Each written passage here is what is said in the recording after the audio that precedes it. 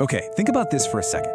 For all of human history, the one thing we absolutely need to survive has been, for the most part, free, right? It falls from the sky, it comes out of the ground. And yet, somehow, we got convinced to pay a fortune for it. This is the story of how an entire industry pulled off one of the greatest deceptions of all time, convincing the whole world to buy something we already own.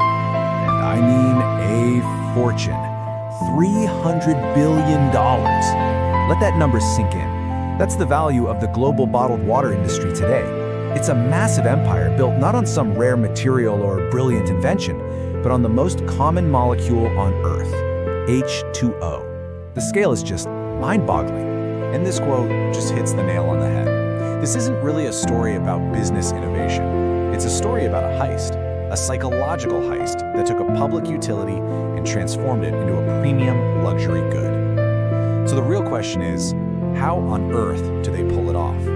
Well, it all started by creating an illusion. The trick was to completely change how we see water, to turn it from a boring necessity into something aspirational, a symbol of health, wealth, and status. I mean, just look at this comparison. It's wild.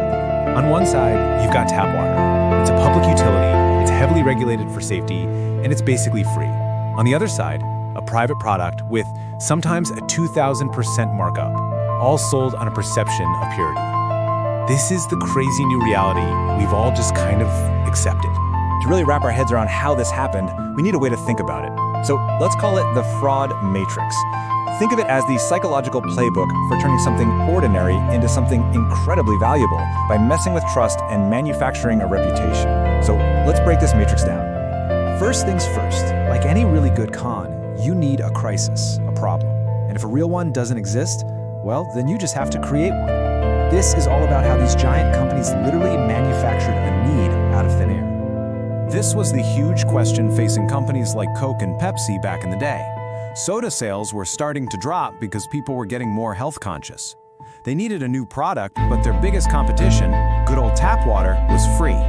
So how in the world do you compete with free? Well, they came up with this brilliant and kind of devious two-step playbook. Step one, you sabotage the competition. You manufacture fear. You just plant this tiny seed of doubt in people's minds. Is the water from my tap really clean? Is it safe? And then, once you've created that problem, you roll in with step two. You sell the perfect solution, your pure, safe, bottled water. So with that little bit of fear in place, it was time for the next phase, selling the dream. See, this was never really about selling water to quench your thirst. It was about hacking into our most basic human desires.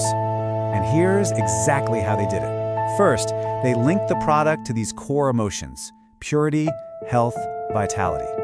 Then, they blasted our TVs with lifestyle ads. You know, beautiful, fit people jogging on a beach, living their best lives. They used social proof by getting A-list celebrities to hold their bottles, instantly turning it from a drink into a status symbol, an accessory. One analysis I saw put it perfectly. The focus wasn't just on the water, it was on the bottle itself. It became this sleek, minimalistic design object. It was made to be seen, to be carried around like the latest iPhone. It was all about the package. And here's the ultimate psychological trick. They made the product a part of your identity. You weren't just drinking water, oh no. You were the kind of person who was smart and healthy and cared enough to choose this specific brand. The bottle was supposed to be a reflection of you. Okay, but here's where the story takes a truly stunning turn. Because behind all the marketing, behind the pristine mountain labels and the celebrity smiles, lies the biggest smoke and mirrors act you can imagine. That's right. The secret ingredient in a huge amount of this pure, pristine mountain spring water was just plain old municipal tap water. The very same stuff they taught us to be afraid of was often what they were filtering and selling back to us at a 2,000% markup. You know, there's a business term for this. It's a classic strategy called vertical integration. The companies took control of the whole process. They took a public resource, our water, ran it through some filters, put it in a fancy bottle, and sold it right back to the very same public that already owned it. Genius, right? And from there, the story actually gets a lot darker. To secure their water sources, these companies would buy up land and just drain local water supplies, sometimes in places that were already in the middle of a drought. They'd use their massive political influence to get laws passed that helped them, and often left local communities with their environment totally depleted. But here's the thing about a system that's built entirely on perception. It's incredibly fragile, and that ticking time bomb of public awareness, well, it's finally starting to go off. The whole bubble is starting to burst. For decades, the industry was basically running on what economists call the greater fool's theory. The idea is that you can sell an overpriced thing as long as there's always a greater fool willing to pay even more.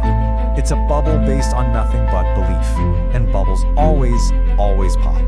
You can see the whole story play out on this timeline. A super fast rise in the 90s, an explosion in the 2000s, and now we're in the reckoning. People are finally waking up to the environmental cost of all this.